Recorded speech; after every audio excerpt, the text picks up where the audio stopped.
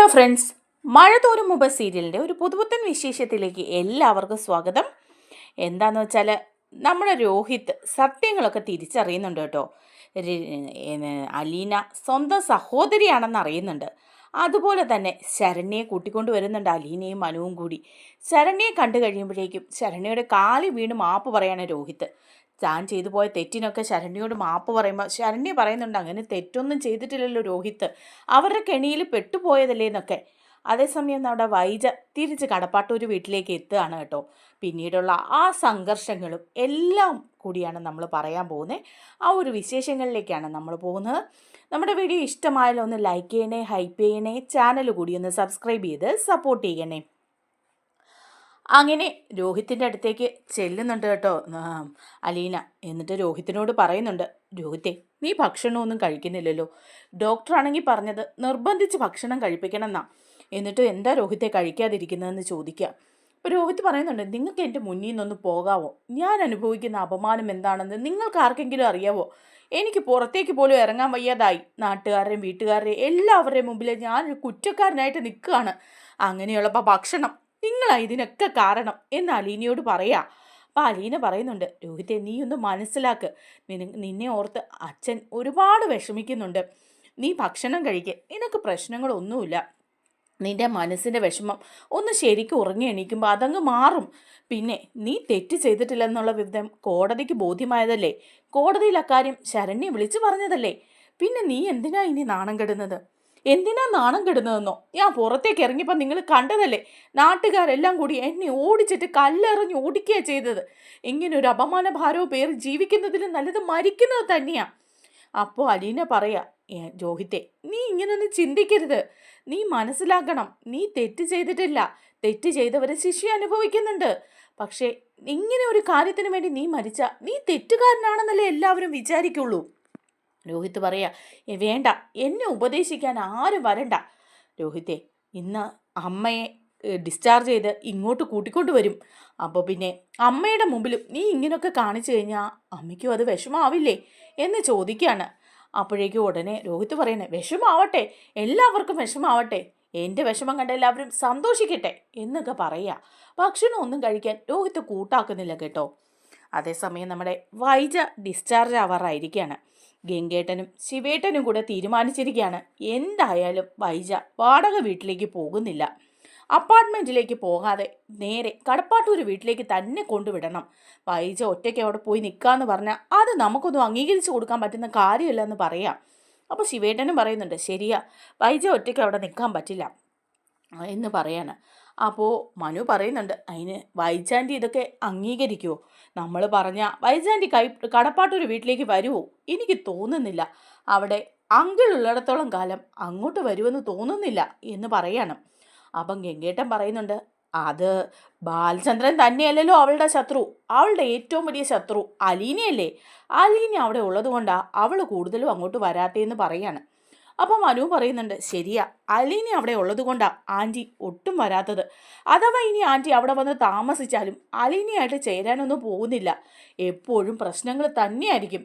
അലീനയോ ആൻറ്റിയോ ആരെങ്കിലും ഒരാളെ ആ വീട്ടിൽ ഉണ്ടാവാൻ പാടുള്ളൂ എന്ന് പറയാണ് മനു. അപ്പോൾ ഗംഗേട്ടൻ പറയാണ്, അതെങ്ങനെ ശരിയാവും? അലീന ആ വീട്ടിൽ തന്നെ നിൽക്കേണ്ടവളല്ലേ, അവളും ആ വീട്ടിലുണ്ടാവും. അലീനയെ മനസ്സിലാക്കി കഴിയുമ്പോൾ, അലീന ആരാണെന്ന് എന്തെങ്കിലും വൈജ അറിഞ്ഞു കഴിയുമ്പോൾ വൈജയുടെ ഈ അഹങ്കാരമൊക്കെ അങ്ങ് തീരും. അലീനയുടെ മുമ്പിൽ കൂടെയുള്ളൂ വൈജ ഇനി തോക്കാൻ. അവിടെ തോറ്റു കഴിയുമ്പോൾ പിന്നെ അവളുടെ അഹങ്കാരം തീർന്ന് അവൾ ഒന്നും അല്ലാതാവുമെന്ന് പറയാം.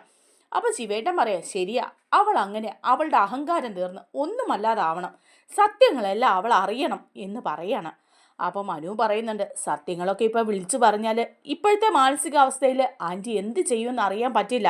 അങ്കിളുടെ മുമ്പിൽ അങ്ങനെ തോക്കാനൊന്നും ആൻറ്റിക്ക് മനസ്സില്ലല്ലോ എന്ന് പറയണം. അപ്പോൾ ഗംഗേട്ടൻ പറയുന്നുണ്ട്, അത് നേരാ, അവളുടെ മക്കളെ പോലും അവൾ ഓർക്കുന്നില്ല. ഇപ്പോഴാണെങ്കിലും ഇങ്ങനെയുള്ള ഒരു സംഭവം രോഹിത്തിനുണ്ടായതും കൃഷ്ണമോളും ബബിതയും അവരുടെ ജീവിതത്തെക്കുറിച്ച് ആലോചിക്കുന്നില്ല. അവൾക്ക് സ്വന്തം ജയം എന്നത് മാത്രമേ ചിന്തയുള്ളൂ എന്ന് പറയാം. അപ്പോൾ ശിവേട്ടനും പറയാം, ശരിയാ, ആ ചിന്തയൊക്കെ അവൾക്ക് പെട്ടെന്ന് തന്നെ മാറിക്കോളും. ഏതായാലും അലീനയുടെ ഒപ്പം തന്നെയാണ് അവൾ നിൽക്കേണ്ടത്. അവളെ നമുക്ക് അവിടെ എങ്ങനെയും കൊണ്ടാക്കണം എന്ന് പറയാണ്. അപ്പോൾ മനു പറയുന്നുണ്ട്, ആൻറ്റിയെ നിങ്ങൾ വടപ്പാട്ടൂർ വീട്ടിലേക്ക് ആക്കാൻ കുറച്ചധികം ബുദ്ധിമുട്ടേണ്ടി വരുമെന്ന് പറയുക. അപ്പം ഗംഗേട്ടൻ പറയുന്നുണ്ട് അതൊക്കെ ഞാൻ ശരിയാക്കിക്കോളാന്ന് പറയാ കേട്ടോ. അതേസമയം വൈജി ആണെങ്കിൽ ഹോസ്പിറ്റലിൽ ആണ് കേട്ടോ. അപ്പോൾ ഡിസ്ചാർജ് ആകാനായിട്ട് എല്ലാ കാര്യങ്ങളും റെഡിയായി, ബില്ലെല്ലാം അടച്ചു, അങ്ങനെയുള്ള കാര്യങ്ങളെല്ലാം ആയി. വൈജി ഡ്രസ്സൊക്കെ മാറി ഇരിക്കുകയാണ് കേട്ടോ. സ്വന്തമായിട്ട് വാടകയ്ക്കെടുത്ത് അപ്പാർട്ട്മെൻറ്റിലേക്ക് പോകാൻ. അവിടെ ചെന്നിട്ട് ബബിതയെയും രോഹിത്തിനെയൊക്കെ അങ്ങോട്ട് ക്ഷണിച്ച് അവിടെ താമസിക്കാനാണ് വൈജിയുടെ പ്ലാൻ. എന്നാൽ ഗംഗേട്ടനും ശിവേട്ടനും മനുവും ഒക്കെ തീരുമാനിച്ചിരിക്കുന്നത് വൈജിയെ കടപ്പാട്ടൂർ വീട്ടിലേക്ക് തന്നെയാക്കുക, ഒറ്റയ്ക്ക് പോയി താമസിക്കാൻ അനുവദിക്കാതിരിക്കുക എന്നുള്ളതാണ്. അങ്ങനെ ഗംഗേട്ടനും ശിവേട്ടനും ഒക്കെ ഹോസ്പിറ്റലിലേക്ക് വരികയാണ്.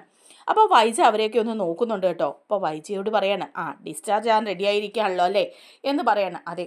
അല്ല, നിങ്ങളൊക്കെ എന്തിനാ ഇപ്പോൾ വന്നത് എന്ന് ചോദിക്കുന്നുണ്ട്. അപ്പോൾ ഗംഗേട്ടൻ പറയാണ്, നീ ഡിസ്ചാർജ് ആകുമല്ലേ, നിന്നെ വീട്ടിലേക്ക് കൊണ്ടാക്കണ്ടേ, അതിന് വേണ്ടിയാണ് ഞങ്ങൾ വന്നത് എന്ന് പറയാണ്. ബാലചന്ദ്രൻ വന്നില്ലേ എന്ന് ചോദിക്കുക. അപ്പോൾ വൈജയ്ക്ക് നല്ല ദേഷ്യം വരികയാണ്. വൈജ പറയാണ്, എന്തിനാ ബാലചന്ദ്രൻ വരുന്നത്? ബാലചന്ദ്രൻ ഇവിടെ വരേണ്ട കാര്യം എന്താ? ഞാൻ എൻ്റെ ഇഷ്ടത്തിന് ഞാൻ സ്വന്തമായിട്ട് വീടെടുത്ത് താമസിക്കാൻ പോവാണ്. ബാലചന്ദ്രൻ അവിടെ കടപ്പാട്ടൊരു വീട്ടിൽ ആ അലീനയും ഒത്ത് ജീവിക്കട്ടെ. അവൾ അവിടെ ഉള്ളിടത്തോളം കാലം ഞാൻ അവിടെ ഉണ്ടാവാൻ പാടില്ല എന്ന് പറയാണ്. അപ്പം ഗംഗേട്ടൻ പറയാ, അതൊക്കെ നീ തീരുമാനിച്ചോ? അലീന ബാലചന്ദ്രൻ്റെ മോളല്ലേ, അപ്പോൾ പിന്നെ അവൾ അവിടെ നിൽക്കരുതെന്ന് പറയാൻ നിനക്ക് അവകാശമില്ലല്ലോ. ബാലചന്ദ്രൻ്റെ വീടല്ലേ അത്. അങ്ങനെയുള്ളപ്പോൾ നീ എന്തിനാണ് ഇങ്ങനെ മോശമായിട്ട് സംസാരിക്കുന്നത്? അതാ പറഞ്ഞത്, ബാലചന്ദ്രൻ്റെ മോള് അവൾ അവിടെ ഉള്ളപ്പോൾ ഞാൻ ആ വീട്ടിലുണ്ടാവാൻ പാടില്ല. ഞാൻ ആ വീട്ടിലേക്ക് പോവില്ല. അയാളുടെ മുമ്പിൽ എനിക്ക് തോക്കാൻ പറ്റില്ല. ഞാൻ എന്തായാലും വേറെ അപ്പാർട്ട്മെൻറ്റ് എടുത്തിട്ടുണ്ട്, അങ്ങോട്ടേ ഡിസ്ചാർജ് ആയി പോകുന്നുള്ളൂ എന്ന് പറയാം. അപ്പോൾ ശിവേട്ടൻ പറയാം, ശരി ശരി, നമുക്ക് തീരുമാനിക്കാം. എന്തായാലും നീ എന്തായാലും വണ്ടിയിലേക്ക് കയറ്, നമുക്ക് വീട്ടിലേക്ക് പോകാമെന്ന് പറയണം. അങ്ങനെ വൈജ ചിന്തിക്കുന്നത് വൈജ എടുത്ത വീട്ടിലേക്കാണ് പോകുന്നത് എന്നാണ്. അപ്പോൾ മനുവിനോട് വൈജ ചോദിക്കുന്നുണ്ട്, മനു, വീട് ഇതുവരെ ഞാൻ കണ്ടിട്ടില്ല, നീ കണ്ടിട്ടുണ്ടോ എന്ന് എനിക്കറിയില്ല. എന്തായാലും സൗകര്യങ്ങളൊക്കെ ഉള്ള വീടായിരിക്കുമല്ലോ അല്ലേ? ഞങ്ങൾക്ക് 3 പേർക്ക് താമസിക്കാനുള്ള സൗകര്യം ആ വീട്ടിലുണ്ടാവുമല്ലോ അല്ലേ എന്ന് ചോദിക്കുക. അപ്പോൾ മനു ഇങ്ങനെ ചിരിച്ചുകൊണ്ട് തലയാട്ടുന്നുണ്ട് കേട്ടോ. അങ്ങനെ വൈജയെ അവർ വണ്ടിയിലേക്ക് കയറ്റുകയാണ്. ശിവേട്ടനും ഗംഗേട്ടനും ഉണ്ട് കേട്ടോ വണ്ടിയിൽ. അപ്പോൾ വൈജ പുറകിലിങ്ങനെ ഇരിക്കുക. അപ്പോൾ വൈജിയോ പറയുന്നുണ്ട്, എന്നെ ഞാൻ വാങ്ങിയ വീട്ടിലേക്ക് കൊണ്ടാക്കുകയല്ലേ നിങ്ങൾ എന്ന് പറയുമ്പോൾ ഉടനെ തന്നെ ഗംഗേട്ടൻ പറയാണ്, നിന്നെ ഞങ്ങൾ കൊണ്ടുപോവാണ്, പക്ഷേ നീ വാങ്ങിയ അപ്പാർട്ട്മെൻറ്റിലേക്ക് പോകാനല്ല ഞങ്ങൾ ഉദ്ദേശിക്കുന്നത്, നിന്നെ ഞങ്ങൾ ഒരു സ്ഥലത്തേക്കേ കൊണ്ടാക്കുന്നുള്ളൂ എന്ന് പറയുമ്പോൾ വൈജയ്ക്ക് അങ്ങ് ദേഷ്യം വരിക. വൈജ ചോദിക്കുന്നുണ്ട്, എന്താ എന്താ ഗംഗേട്ട ഈ പറയുന്നത്? അതാ പറഞ്ഞത്, നീ എൻ്റെ സഹോദരിയാണ്, നിന്നെ കണ്ടെടുത്തൊന്നും ഉപേക്ഷിക്കാൻ പറ്റില്ല. നിന്നെ കടപ്പാട്ടൊരു വീട്ടിൽ കൊണ്ടാക്കും ബാലചന്ദ്രൻ്റെ അടുത്ത്, അതാ ഞാൻ ചെയ്യാൻ പോകുന്നതെന്ന് പറയുമ്പം വൈജ ദേഷ്യപ്പെടുക. എന്താ ഗംഗേട്ട ഈ പറയുന്നത്? ഇത് പറഞ്ഞല്ലല്ലോ അവിടുന്ന് വണ്ടിയിൽ കയറ്റിയത്. ഞാൻ അവിടെ അപ്പാർട്ട്മെൻറ്റ് എടുത്തിട്ടുണ്ട്, എനിക്ക് അവിടെ പോയി നിന്നാൽ മതി. എൻ്റെ കൂടെ എൻ്റെ രോഹിത്തും ബബിതയും വരും, അവർ മതി. കൃഷ്ണമോള് ബാലചന്ദ്രൻ്റെ കൂടെ നിന്നോട്ടെ, ഞാനല്ലാതെ കടപ്പാട്ടൊരു വീട്ടിലേക്ക് വരുന്ന പ്രശ്നമില്ലാന്ന് പറയാം. അപ്പം ഗംഗേട്ടൻ പറയാണ്, നീ അങ്ങനെ പറഞ്ഞാൽ ശരിയാവില്ലല്ലോ വൈജി, നിന്നെ എന്തായാലും കടപ്പാട്ടൊരു വീട്ടിൽ കൊണ്ടാക്കാനാണ് ഞങ്ങൾ 2 പേരും തീരുമാനിച്ചിരിക്കുന്നത്. അതുകൊണ്ട് നീ മിണ്ടാതെ അടങ്ങി അവിടെ ഇരിക്കണമെന്ന് പറയാണ്. നിനക്കെന്താ കടപ്പാട്ടൂർ നിന്നാൽ എന്ന് ചോദിക്കുക. അപ്പോൾ വൈജ പറയാണ്, എനിക്ക് അവിടെ നിൽക്കുന്നത് ഇഷ്ടമില്ല, എനിക്ക് ബാലചന്ദ്രൻ്റെ മുമ്പിൽ തോക്കാൻ പറ്റില്ല. മാത്രമല്ല അലീന അവിടെ ഇല്ലേ, അവളുള്ള വീട്ടിൽ ഞാൻ നിൽക്കാന്ന് പറഞ്ഞാൽ അത് സാധിക്കുന്ന കാര്യമല്ല. അവൾ കാണുന്നത് പോലും എനിക്ക് ദേഷ്യമാണ്. അവളും ഞാനും കൂടെ ഒരു വീട്ടിൽ നിൽക്കാൻ പറ്റില്ല, ഞാൻ കടപ്പാട്ടൊരു വീട്ടിലേക്ക് പോവില്ല എന്ന് പറയാം. അപ്പോൾ ഉടനെ തന്നെ ഗംഗേട്ടൻ പറയുന്നുണ്ട്, അതൊക്കെ ഞങ്ങൾ തീരുമാനിച്ചു കഴിഞ്ഞു, നിന്നെ എന്തായാലും കടപ്പാരിട്ട് ഒരു വീട്ടിലേക്ക് തന്നെയാണ് കൊണ്ടാക്കുന്നത് എന്ന് പറയാണ് കേട്ടോ. അങ്ങനെ ആകെ മൊത്തം ദേഷ്യവും മനപ്രയാസവും എല്ലാം വന്ന് വൈജ ഇങ്ങനെ ഇരിക്കുകയാണ്. അതേസമയം വണ്ടി കടപ്പാട്ടൊരു വീട്ടിൻ്റെ മുറ്റത്ത് വന്ന് നിൽക്കുക. കടപ്പാട്ടൊരു വീട്ടിൻ്റെ മുറ്റത്ത് വണ്ടി വന്ന് നിൽക്കുമ്പം തന്നെ അലീന ഓടി വരികയാണ്. അലീനയ്ക്കറിയാം അമ്മ ഡിസ്ചാർജ് ആയിട്ട് വരികയാണെന്നുള്ള കാര്യം കേട്ടോ. വളരെ സന്തോഷത്തോടെ അലീന ഓടി വരികയാണ്. അപ്പോഴേക്കും ഗംഗേട്ടൻ പറയുന്നുണ്ട് വൈജയോട്, വൈജി നീ ഇറങ്ങ്, നിന്നെ അകത്ത് കൊണ്ടിരുത്താമെന്ന് പറയാണ്. വൈജ നല്ല ദേഷ്യത്തോടെ ചുറ്റും പുറമൊക്കെ നോക്കിയിട്ട് കാറിൻ്റെ ഡോറ് തുറന്ന് പതുക്കെ പിടിച്ച് ഇറങ്ങുകയാണ്. ഇറങ്ങുമ്പോഴേക്കും വാതുക്കെ വന്ന് നിൽക്കുന്ന അലീനയാണ് കാണുന്നത് കേട്ടോ. അപ്പോഴേക്കും വൈജയ്ക്ക് നിവർന്ന് പോലും നിൽക്കാൻ മേലെങ്കിലും നല്ല ദേഷ്യത്തോടു കൂടി അലീനയെ ഇങ്ങനെ സൂക്ഷിച്ച് നോക്കുകയാണ്. അലീന ഒരു സൈഡിലേക്ക് പേടിച്ച് മാറി ഇങ്ങനെ നിൽക്കുകയാണ് കേട്ടോ. അലീനയ്ക്ക് ഓടിച്ചെന്ന് അമ്മയെ പിടിക്കണം എന്നൊക്കെ ആഗ്രഹമുണ്ട്, പക്ഷേ വൈജ അതിനൊന്നും സമ്മതിക്കില്ലല്ലോ. വൈജ പതുക്കെ പിടിച്ച് സിറ്റ് ഔട്ടിലേക്ക് കയറി വന്നിരിക്കുകയാണ്. അപ്പോഴേക്കും ഗഗേട്ടനും ശിവേട്ടനും മനുവും എല്ലാം അകത്തേക്ക് വരികയാണ്. അപ്പോൾ അലീന അവരോട് പറയുന്നുണ്ട്, അകത്തേക്ക് വാ എന്ന് പറയുക. അങ്ങനെ അവരകത്തേക്ക് കയറി പോവുകയും വൈജ അകത്തേക്ക് കയറാതെ സിറ്റ് ഔട്ടിൽ തന്നെ ഇങ്ങനെ ഇരിക്കുകയും ചെയ്യാണ്. അപ്പോഴേക്കും അലീന വൈജിയെ പിടിച്ചെണീപ്പിക്കാൻ ചെല്ലുകയാണ്. അപ്പം വൈജ അലീനയെ ഒന്ന് സൂക്ഷിച്ചു നോക്കുകയാണ്. നോക്കിയിട്ട് പറയാണ്, എന്താടി, എന്തിനാടി വന്നത്? നീയുള്ള ഈ വീട്ടിലേക്ക് വരാൻ എനിക്ക് ഒരു താല്പര്യമില്ലായിരുന്നു. നാശം പിടിക്കാൻ എല്ലാവരും കൂടി എന്നെ ഇവിടെ കൊണ്ടിട്ടു. എന്തായാലും എന്താ അല്ലേ, എന്നെ പിടിക്കാൻ ആരും വരണ്ട, ഞാൻ തനിയെ അകത്തേക്ക് കയറി പോയിക്കോളാം എന്ന് പറയാണ്. അലീന പേടിച്ച് പിന്മാറുകയാണ്. അപ്പം ഗംഗേട്ടൻ പറയുന്നുണ്ട്, അലീനെ മോളെ നീ ഇങ്ങ് പോരെ, അവൾക്കിപ്പോൾ തനിയെ നടക്കാനൊക്കെ പറ്റും, അവൾ തനിയെ നടക്കട്ടെ, ഇല്ലെങ്കിലും അവളുടെ കാര്യങ്ങൾ ഇനി അവൾ തന്നെ നോക്കണ്ടേ എന്ന് പറയാണ്. അങ്ങനെ വൈജ അകത്തേക്ക് കയറി എല്ലാവരെയും ഒന്ന് നോക്കുന്നുണ്ട് കേട്ടോ. എന്നിട്ട് റൂമിലേക്ക് കയറി പോവാണ്. അപ്പോൾ ഗംഗേട്ടനും ശിവേട്ടനും ബാലചന്ദ്രനും കൂടി സംസാരിക്കുന്നുണ്ട് കേട്ടോ. അപ്പോൾ ബാലചന്ദ്രൻ പറയാണ്, അല്ല ഇവളെ ഇങ്ങോട്ട് കൊണ്ടുവരുന്നില്ലെന്നല്ലേ പറഞ്ഞത്, ഇവള് പുതിയ അപ്പാർട്ട്മെന്റ് എടുത്ത് അങ്ങോട്ട് മാറുന്നെന്ന് പറഞ്ഞിട്ട് എന്തിനാ പിന്നെ ഇങ്ങോട്ട് വന്നത് എന്ന് ചോദിക്കുക. അപ്പം ഗംഗേട്ടൻ പറയുന്നുണ്ട്, അത് ബാലചന്ദ്ര ഞങ്ങൾ സമ്മതിച്ചില്ല, അവളെ അങ്ങനെ തനിയെ താമസിക്കാൻ വിടേണ്ട കാര്യമില്ലല്ലോ, നിങ്ങളുടെ കുടുംബജീവിതം അങ്ങനെ തകരാൻ പറ്റില്ല, നിങ്ങളുടെ മക്കളെ ഓർത്തെങ്കിലും നിങ്ങൾ ജീവിക്കണ്ടേ, അവളുടെ ഈ അഹങ്കാരമൊക്കെ തീരും ബാലചന്ദ്ര എന്ന് പറയണം. അപ്പം ബാലചന്ദ്രൻ പറയുന്നുണ്ട്, അല്ല ഞാനൊരു കാര്യം പറഞ്ഞല്ലോ, അവളുടെ അഹങ്കാരം തീരണം, എന്നെ ഒരു ഭർത്താവായിട്ട് അവൾ അംഗീകരിക്കണം, അവളെ ഒരു ഭാര്യയായിട്ട് കാണണമെന്നൊന്നും എനിക്കൊരു താല്പര്യവും ഇല്ല, എന്നെ അംഗീകരിക്കാത്തടത്തോളം കാലം എനിക്കും അത് ആവശ്യമില്ല. പക്ഷേ അലീനയെ അവൾ കുറ്റപ്പെടുത്താനോ ചീത്ത പറയാനോ ഒന്നും പറ്റില്ല എന്ന് ബാലചന്ദ്രൻ പറയാം. അപ്പം ഗംഗേട്ടൻ പറയുന്നുണ്ട്, ഞങ്ങൾ ഈ കണ്ടീഷനൊക്കെ പറഞ്ഞിട്ടുണ്ട് അവളോട്, പക്ഷേ ബാലചന്ദ്രൻ അവളുടെ സ്വഭാവം അറിയാമല്ലോ, അലീനെ അവൾ എത്രത്തോളം അംഗീകരിക്കും എന്നുള്ള കാര്യം പറയാൻ പറ്റില്ല, പിന്നെ അങ്കിളിന് ബഹുമാനം തരുമോന്നും അറിയാൻ പറ്റില്ല എന്ന് പറയാണ് മനു. അപ്പം ബാലചന്ദ്രൻ പറയുന്നുണ്ട്, അങ്ങനെയാണെങ്കിൽ പിന്നെ അവൾ എന്തിനാ ഇങ്ങോട്ട് വന്നത്, അവൾക്ക് സ്വന്തമായിട്ട് അപ്പാർട്ട്മെൻ്റ് എടുത്ത് ജീവിക്കാൻ നിങ്ങൾക്ക് അനുവദിച്ചുകൂടായിരുന്നോ എന്ന് പറയുമ്പം ശിവേട്ടൻ പറയാണ്, ബാലചന്ദ്ര എന്തായാലും അവൾ ഞങ്ങളുടെ സഹോദരിയല്ലേ, അവൾക്ക് കുറച്ച് അഹങ്കാരമൊക്കെ ഉണ്ട്, അത് ഞങ്ങൾ എല്ലാവരും അംഗീകരിച്ച കാര്യമാണ്, ആര് പറഞ്ഞാലും അംഗീകരിക്കുന്ന സ്വഭാവവും ഇല്ല, ഇങ്ങനൊരവസ്ഥയിൽ അവളെ ഒറ്റയ്ക്ക് ആ അപ്പാർട്ട്മെൻറ്റിൽ ജീവിക്കാൻ വിടാൻ ഞങ്ങൾക്ക് പറ്റില്ല, അത് തന്നെയല്ല നിങ്ങൾക്ക് 3 മക്കളുണ്ട്, മക്കളുടെ കാര്യവും ചിന്തിക്കണ്ടേ എന്ന് പറയാണ്. അങ്ങനെ അവർ സംസാരിച്ചുകൊണ്ടൊക്കെ ഇരിക്കുമ്പം മനു അലീനയുടെ അടുത്തേക്ക് പോവാം. എന്നിട്ട് അലീനയോട് ചോദിക്കുന്നുണ്ട് രോഹിത്തിൻ്റെ കാര്യം. രോഹിത്ത് എന്താ പറയുന്നതെന്ന് ചോദിക്കുമ്പം അലീന പറയാം, രോഹിത്താണെങ്കിൽ ഒരു ഭക്ഷണവും കഴിക്കുന്നില്ല, ആകെ മൊത്തം പേടിച്ച് വിറച്ച മട്ട, എന്തായാലും വല്ലാത്തൊരവസ്ഥ അവന്, ഡോക്ടർ പറഞ്ഞത് എങ്ങനെയെങ്കിലും നിർബന്ധിച്ച് അവനെ ഭക്ഷണം കഴിപ്പിക്കണമെന്നാ, പക്ഷെ അവൻ അതിനോടൊന്നും താല്പര്യമില്ല, അവനാകെപ്പാടെ എല്ലാവരോടും ദേഷ്യമാണ്, അവന് ഒന്നും വേണ്ടെന്നാ പറയുന്നത് എന്ന് പറയാണ്. അപ്പം മനു പറയാണ്, സാരില്ല അതൊക്കെ മാറും, അവൻ്റെ മനസ്സിനേറ്റ ആ മുറിവ് കൊണ്ടാ അങ്ങനെയൊക്കെ സംഭവിച്ചത്, അവൻ തെറ്റ് ചെയ്തു പോയി എന്നൊരു മനസ്സിൽ പശ്ചാത്താപമുണ്ട്, അത് നമുക്ക് മാറ്റിയെടുക്കണം എന്ന് പറയാണ് കേട്ടോ. അതേസമയം വൈജിയാണെങ്കിൽ അങ്ങോട്ട് ചെന്ന പാടെ രോഹിത്തിനെ കാണാൻ ചെല്ലുകയാണ്. രോഹിത്തിൻ്റെ റൂമിലേക്ക് ചെല്ലുമ്പം രോഹിത്ത് അവിടെ പുതച്ചു മൂടി ഇങ്ങനെ കിടക്കുക.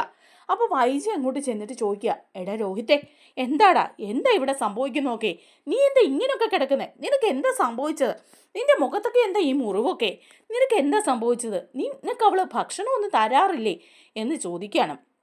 അപ്പോൾ രോഹിത്ത് പറയാണ്, എന്താ ഇപ്പം വേണ്ടത്, അമ്മ ഇങ്ങോട്ട് വരുന്നില്ല, വേറൊരു വീട്ടിലേക്ക് പോവാന്ന് പറഞ്ഞിട്ട് വീണ്ടും ബാക്കിയുള്ളവരുടെ സമാധാനം കളയാൻ വന്നിരിക്കുകയാണോ. അപ്പോൾ വൈജ ചോദിക്കുകയാണ്, ഞാൻ വന്നത് നിനക്കും നിന്റെ അച്ഛനും ഒക്കെ സമാധാനക്കേടാണല്ലേ, ഓഹോ ഇത്രയും ദിവസം ഞാൻ ഇവിടെ നിന്ന് മാറി നിന്നതോടുകൂടി മക്കളെ എല്ലാം മാറ്റിയെടുത്തു ബാലചന്ദ്രൻ, ഇത്രയും നാളും ബബിതയും നീയും ഒക്കെ എൻ്റെ ഒപ്പം ഉണ്ടായിരുന്നു, ഇപ്പം അതും മാറ്റിയെടുത്തിരിക്കുക ബാലചന്ദ്രൻ, അല്ല ബാലചന്ദ്രനാണോ അവളാണോ ആ അലീന, എന്തായാലും നീ എന്നോട് തറുതല പറയാറായല്ലേ എന്ന് ചോദിക്കുക. അപ്പം രോഹിത്ത് പറയാം, കണ്ടോ തുടങ്ങി, ഇനിയും വഴക്ക് തുടങ്ങി, ചുമ്മാതല്ല അച്ഛൻ ഈ പറയുന്നത്, അല്ല നീ നീ പ്രശ്നങ്ങൾ മുഴുവൻ ഉണ്ടാക്കി വെച്ചിട്ട് ഇപ്പം എന്നെ കുറ്റപ്പെടുത്തുവാണോ, നീ എന്തിനാടാ ആ ഹരിയുടെ കൂടെ പോയത്, എന്നിട്ട് ഇത്രയധികം പ്രശ്നങ്ങളുണ്ടാക്കി കുടുംബത്തിന് നാണക്കേട് ഉണ്ടാക്കിയിട്ട് നീ വന്ന് കിടക്കുന്നു, എന്നിട്ട് വീണ്ടും നീ എന്നെ കുറ്റപ്പെടുത്തുകയാണല്ലേ.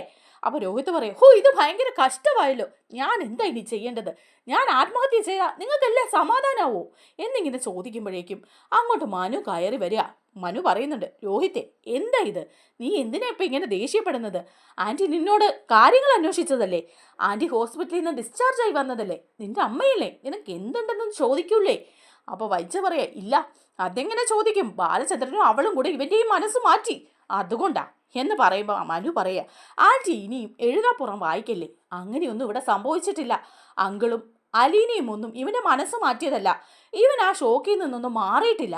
ഇവന്റെ മനസ്സിലുള്ള ആ കുറ്റബോധവും വിഷമവും ഒക്കെയാണ് ഇങ്ങനെ ഈ കാണിക്കുന്നത്.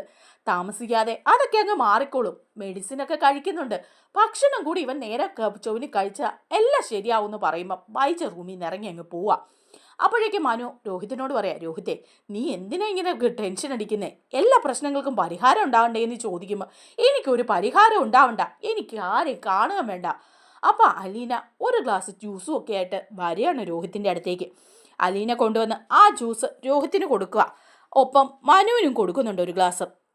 രോഹിത്ത് ഇത് വാങ്ങാൻ കൂട്ടാക്കുന്നില്ല കേട്ടോ.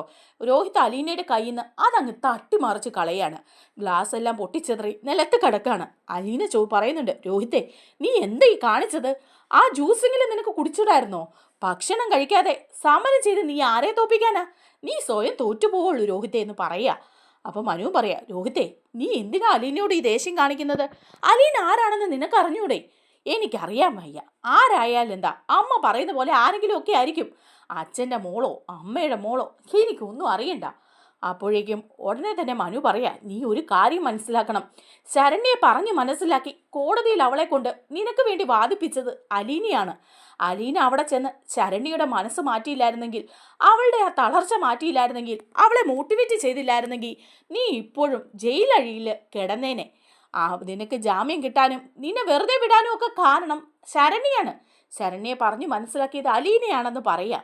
അപ്പോൾ ഉടനെ പറയുന്നുണ്ട് രോഹിത്, ഞാൻ അതിനൊരു തെറ്റും ചെയ്തില്ലല്ലോ, പിന്നെ എന്തിനാ ശരണ്യെ പറഞ്ഞ് മനസ്സിലാക്കുന്നത്? ഹരിയും കൂട്ടരും അല്ലേ തെറ്റ് ചെയ്തത്? അപ്പോൾ ഉടനെ മനു ഫോണിൽ ഒരു വീഡിയോ കാണിക്കാണ്. രോഹിത്തെ, നീ ഈ വീഡിയോ നോക്ക്. അലീന നിനക്ക് വേണ്ടി എത്രമാത്രം കഷ്ടപ്പെട്ടെന്ന്. നീ ആ ശരണ്യയുടെ വീട്ടിൽ ചെന്ന് അവരുടെ കാല് പിടിച്ചു. അവിടെ ചെന്നപ്പോൾ നാട്ടുകാരും വീട്ടുകാരും എല്ലാം അലീനയെ കല്ലെറിഞ്ഞ് ഓടിക്കാനും മണ്ണിനെ ഒഴിച്ച് കത്തിക്കാൻ വരെ നോക്കി. എന്നിട്ടും അലീന സ്വന്തം ജീവൻ വരെ പണയം വെച്ചാ നിനക്ക് വേണ്ടി വാദിച്ചത്. നിന്റെ നിരപരാധിത്വം അവിടെ പറഞ്ഞു മനസ്സിലാക്കിയത്, ശരണ്യയെ കൊണ്ടുവന്ന് കോടതിയിൽ ഹാജരാക്കിയത്, ഇതൊക്കെ നിനക്ക് വേണ്ടി ചെയ്തതല്ലേ? ഈ വീഡിയോ നീ കണ്ടോ എന്ന് പറഞ്ഞ് കാണിച്ചു കൊടുക്കുമ്പോൾ അതിൽ കാണുന്നുണ്ട് കേട്ടോ, അലീന അവിടെ ചെല്ലുമ്പം ആളുകളെല്ലാം പ്രശ്നം വയ്ക്കുന്നതും ബഹളം ഉണ്ടാക്കുന്നതും എല്ലാം കാണുവാണ് രോഹിത്ത്. അപ്പോൾ രോഹിത്ത് ഇങ്ങനെ അന്തം വിട്ട് നിൽക്കുക. അപ്പോൾ ഉടനെ തന്നെ മനു പറയുന്നുണ്ട്, ഇത് കണ്ടോ, നിന്റെ സ്വന്തം സഹോദരിയാണ് ഇവള്. ഇനി നിനക്ക് എന്തെങ്കിലും സംശയമുണ്ടോ? ഉണ്ടെങ്കിൽ നീ DNA ടെസ്റ്റ് ചെയ്യ്. നിനക്ക് നിന്റെ അച്ഛൻ്റെ മോളാണോ എന്ന് സംശയം ഉണ്ടെങ്കിൽ നീ DNA ടെസ്റ്റ് ചെയ്യ്. നിന്റെ സ്വന്തം സഹോദരിയാണ് അലീന. അവൾ നിനക്ക് ദ്രോഹം വരുന്ന ഒന്നും ചെയ്യില്ല. നിന്നെ രക്ഷിക്കാൻ വേണ്ടിയിട്ടുള്ള കാര്യങ്ങളാണ് അവൾ ചെയ്തുകൊണ്ടിരിക്കുന്നത്. അതിനിയെങ്കിലും നീ ഒന്ന് മനസ്സിലാക്ക രോഹിത്തെ എന്ന് പറയാ. അപ്പോൾ രോഹിത്ത് അലീനയെ നോക്കിയിട്ട് പറയാ, മനുവേട്ടാ, എനിക്ക് കാര്യങ്ങളൊക്കെ മനസ്സിലായി. അതെ, അലീന എനിക്ക് വേണ്ടി ഒരുപാട് കഷ്ടപ്പെട്ടു. അലീന ഇല്ലായിരുന്നെങ്കിൽ ചിലപ്പോൾ ഞാൻ അവിടെ കിടന്നേനെ. എന്നാലും ഞാൻ ആ ശരണ്യോട് ചെയ്തത് മോശമായി പോയി. അവളുടെ ജീവിതം നശിക്കാൻ കാരണം ഞാനും കൂടിയല്ലേ. ഞാൻ അന്ന് ആ ഹരിയുടെ അവരുടെ പ്ലാനിൽ കൂടരുതഞ്ഞു. എന്നിട്ടും ഞാൻ അങ്ങനെയൊക്കെ ചെയ്തു പോയി. ഞാൻ ചെയ്തത് തെറ്റാ. എനിക്ക് ശരണ്യെ കണ്ട് മാപ്പ് പറയണമെന്നുണ്ട്. ആ കുട്ടിയുടെ ജീവിതം ഇങ്ങനെ നശിക്കാൻ ഞാനും കൂടെ കാരണമായല്ലോ. അപ്പോൾ മനു പറയാണ്, ഇല്ല, നീ വിഷമിക്കണ്ട, നമുക്കൊരു ദിവസം ശരണ്യെ ഇങ്ങോട്ട് കൊണ്ടുവരാം. ശരണ്യെ നിന്നെ വന്ന് കാണും എന്ന് പറയാണ്. അപ്പോൾ മനു അത് പറയുമ്പോഴേക്കും രോഹിത്തിന് കുറച്ചൊക്കെ ആശ്വാസമാവുകയാണ് കേട്ടോ. മനു അലീനയോട് പറയുന്നുണ്ട്, അലീനെ, നമുക്ക് ശരണ്യയുടെ വീട് വരെ പോകണം. ശരണ്യെ കൂട്ടിക്കൊണ്ട് ഇവിടെ വരണം. ഇവിടെ വന്ന് രോഹിത്തുമായിട്ട് ശരണ്യെ സംസാരിക്കട്ടെ. അവൻ്റെ മനസ്സിലുള്ള ആ വിഷമം മാറണമെങ്കിൽ അതേ നടക്കുള്ളൂ. അവൻ്റെ ഈ മാനസികാവസ്ഥ മാറി അവൻ നോർമൽ ആവണമെങ്കിൽ അതേ നടക്കുള്ളൂ. നമുക്കത് ചെയ്യണമെന്ന് പറയാണ്. അപ്പോൾ അലീനയും പറയാം, ശരിയാ മനുവേട്ടാ, നമുക്ക് പോകാം. നമുക്ക് പോയി ശരണ്യെ കണ്ട് സംസാരിച്ച് കൂട്ടിക്കൊണ്ട് വന്ന് രോഹിത്തുമായിട്ട് സംസാരിക്കട്ടെ. അത് തന്നെയല്ല, രോഹിത്തിൻ്റെ മനസ്സിൽ അവളോട് എന്തെങ്കിലും വിഷമമുണ്ടെങ്കിൽ അവന് മാപ്പ് പറയുമ്പം അവൻ്റെ മനസ്സ് കുറേയൊക്കെ ശാന്തമാകുമെന്ന് പറയാണ് കേട്ടോ. അങ്ങനെ പിറ്റേ ദിവസം തന്നെ മനുവും അലീനയും കൂടി ശരണ്യയുടെ വീട്ടിലേക്ക് ചെല്ലുക. ശരണ്യയുടെ അച്ഛനും അമ്മയും ഒക്കെ അവിടെ ഉണ്ട് കേട്ടോ. അപ്പോൾ അവിടെ ചെന്നിട്ട് മനു പറയുന്നുണ്ട്, ശരണ്യെ ഞങ്ങൾ വീട്ടിലേക്കൊന്ന് കൂട്ടിക്കൊണ്ട് പോവാണ്. എന്താണെന്ന് വെച്ചാൽ രോഹിത് അവിടെ വല്ലാത്തൊരു മാനസികാവസ്ഥയിലാണെന്ന് പറയാം. അപ്പോൾ ശരണ്യയുടെ അച്ഛൻ പറയാ, എന്തിനാ മോനെ ഇനിയും എന്തിനാ? രോഹിത്ത് തെറ്റൊന്നും ചെയ്തിട്ടില്ലെന്ന് ഇവള് വിളിച്ച് പറഞ്ഞില്ലേ? അവനെ വെറുതെ വിട്ടില്ലേ? ഇനിയിപ്പോൾ എന്തിനാ അവൻ്റെ അടുത്തേക്ക് ഇവളെ കൊണ്ടുപോകുന്നത്? ഞങ്ങൾ ഇവളെ വിടില്ല എന്ന് പറയാം. അപ്പം ഉടനെ തന്നെ അലീന പറയാ, അയ്യോ അങ്ങനെ പറയരുത് അച്ഛാ. എന്താന്ന് വെച്ചാൽ അവനിപ്പം ഭക്ഷണം പോലും കഴിക്കാൻ കൂട്ടാക്കുന്നില്ല. അവൻ്റെ മനസ്സിൽ ഒരു കുറ്റബോധമായിട്ട് അത് കിടക്കാണ്. ശരണ്യെ കണ്ട് മനസ്സ് തുറന്ന് സംസാരിച്ചാൽ ചിലപ്പോൾ അതൊന്ന് മാറും. ഞങ്ങൾ കാല് പിടിച്ച് അപേക്ഷിക്കാം, ഒന്ന് വിടണമെന്ന് പറയുമ്പം ശരണ്യയുടെ അമ്മയും പറയാണ്, മോളെ ഇതൊക്കെ ഞങ്ങൾ മറക്കാൻ ശ്രമിക്കുകയാണ്. ഇനിയിപ്പോൾ ഇതൊന്നും ഓർക്കാനേ ഞങ്ങൾ ആഗ്രഹിക്കുന്നില്ല. പിന്നെ എന്തിനാണ് ഞങ്ങളുടെ കുഞ്ഞിനെ അങ്ങോട്ട് പറഞ്ഞു വിടുന്നത് എന്ന് ചോദിക്കുക. അപ്പോൾ വീണ്ടും അലീന അവരോട് വീണ്ടും മാപ്പ് ചോദിക്കുകയും അപേക്ഷിക്കുകയും ഒക്കെ ചെയ്യാണ്. അപ്പോൾ ശരണ്യ പറയാണ്, അലീന ചേച്ചി ഞാൻ നിങ്ങളുടെ കൂടെ വരാം, അവിടെ വന്ന് രോഹിത്തിനെ കണ്ട് സംസാരിക്കാം. അവൻ്റെ മനസ്സിൽ എന്തെങ്കിലുമൊക്കെ മുറിവുണ്ടെങ്കിൽ അങ്ങനെ മാറുമെങ്കിൽ മാറട്ടെ. അവൻ എന്നോട് ഒരു ദ്രോഹവും ചെയ്തിട്ടില്ല. അന്ന് ഹരിയുടെയൊക്കെ കൂടെ വന്നു എന്നല്ലാതെ അവനെ അവർ റൂമിൽ പൂട്ടിയിട്ടിരിക്കുകയായിരുന്നു. അതുകൊണ്ട് അവൻ പെട്ടുപോയത്. എനിക്കത് നന്നായിട്ടറിയാം. അതുകൊണ്ട് അവൻ്റെ ഒരാവശ്യത്തിന് ഞാൻ വരാതിരിക്കില്ല. ഞാൻ നിങ്ങളുടെ കൂടെ വരാമെന്ന് പറഞ്ഞ് മനുവിൻ്റെയും അലീനയുടെയും കൂടെ പോവാണ് കേട്ടോ ശരണ്യ അങ്ങനെ കടപ്പാട്ടൂർ വീട്ടിലെത്താണ്. എത്തുമ്പോഴേക്കും രോഹിത്ത് ഇറങ്ങി വരിക. അപ്പോൾ രോഹിത്ത് നോക്കുമ്പോൾ ശരണ്യ വന്ന് നിൽക്കുന്ന കാണുമ്പോൾ രോഹിത്തിന് ആകെപ്പാടെ ഒരു ചമ്മലും വിഷമവും ഒക്കെ തോന്നുകയാണ്. അപ്പോൾ ഉടനെ തന്നെ രോഹിത്ത് മനുവിനോട് പറയും, മനുവേട്ടാ ശരണ്യ, അതെ ശരണ്യെ ഞങ്ങൾ കൂട്ടിക്കൊണ്ട് വരാമെന്ന് നിന്നോട് പറഞ്ഞില്ലേ, നിന്റെ മനസ്സിൻ്റെ വിഷമം മാറട്ടെ, ശരണ്യയ്ക്ക് നിന്നോട് ദേഷ്യമൊന്നുമില്ല എന്ന് പറയുമ്പോൾ ശരണ്യ പറയാം, അതേ രോഹിത്തെ എനിക്ക് നിങ്ങളോട് ഓരോ ദേഷ്യവും ഇല്ല. കാരണം നീ അതിലൊരു പങ്കാളിയും അല്ലെന്ന് എനിക്കറിയാം. നീയും എന്നെപ്പോലെ ചതിക്കപ്പെട്ടവനാ. അതുകൊണ്ടാണ് ഞാൻ കോടതിയിൽ കാര്യങ്ങൾ വിശദമായി പറഞ്ഞത്. അനില ചേച്ചി എന്നോട് എല്ലാം പറഞ്ഞു. നിന്റെ മനസ്സിൻ്റെ വിഷമം കാരണം നീ ഇപ്പോൾ ഭക്ഷണം പോലും കഴിക്കുന്നില്ലെന്നുള്ള കാര്യം അലീന ചേച്ചി പറഞ്ഞു. നീ വിഷമിക്കാൻ പോകണ്ട. തെറ്റ് ചെയ്തവർ ശിക്ഷ അനുഭവിക്കും. നീ ഒരു തെറ്റുകാരനെ അല്ല എന്ന് പറയാ. രോഹിത്ത് കൈ കൂപ്പിക്കൊണ്ട് മാപ്പ് പറയാണ് കേട്ടോ ശരണ്യോട്. ശരണ്യ നീ എന്നോട് ക്ഷമിക്കണം. നിന്റെ ജീവിതം തകരാൻ ഞാനും കൂടെ കാരണമായി. അന്ന് ഹരിയും കൂട്ടരും ഇത് പ്ലാൻ ചെയ്തപ്പോൾ ഞാൻ അവരെ തടയണമായിരുന്നു. അവരുടെ കൂടെ ഞാനും കൂടി കൂടരുതാഞ്ഞു. നിന്റെ ജീവിതം തകർന്നു പോയില്ലേ. എനിക്കുമുണ്ടല്ലോ 2 പെങ്ങന്മാര്. അവരെ പോലെ തന്നെയാണ് ഞാൻ നിന്നെയും കാണുന്നത്. അതുകൊണ്ട് നീ എന്നോട് ക്ഷമിക്കണം. ഇനിയും ഇതുപോലുള്ള എന്തെങ്കിലും ഒരു പ്രശ്നം ഉണ്ടായാൽ ഞാൻ നിന്നോടൊപ്പം നിൽക്കും. എൻ്റെ സഹോദരിമാരെ പോലെ അതിലൊരാളായിട്ടാണ് ഞാൻ നിന്നെ കാണുന്നത്. നിന്റെ മനസ്സിൽ എന്നോടൊരു ദേഷ്യം ഉണ്ടാവരുത്. എന്നോട് നീ ക്ഷമിക്കണം. ഞാൻ നിന്റെ കാല് പിടിക്കാന്നൊക്കെ പറഞ്ഞ് കാലിൽ വീഴുകയാണ്. അപ്പോഴേക്കും ഉടനെ തന്നെ ശരണ്യ പറയുന്നുണ്ട്, വേണ്ട രോഹിത്തെ, നീ മാപ്പ് പറയൊന്നും വേണ്ട. നീ തെറ്റുകാരനല്ല എന്ന് പറയാണ്. അങ്ങനെ രോഹിത്തിൻ്റെ മനസ്സിലെ ആ ഒരു ഭാരം അവിടെ ഇറക്കി വെക്കുകയാണ് കേട്ടോ. നമ്മുടെ വീഡിയോ ഇഷ്ടമായാൽ ഒന്ന് ലൈക്ക് ചെയ്യണേ, ഹൈപ്പ് ചെയ്യണേ, ചാനൽ കൂടി ഒന്ന് സബ്സ്ക്രൈബ് ചെയ്ത് സപ്പോർട്ട് ചെയ്യണേ. താങ്ക്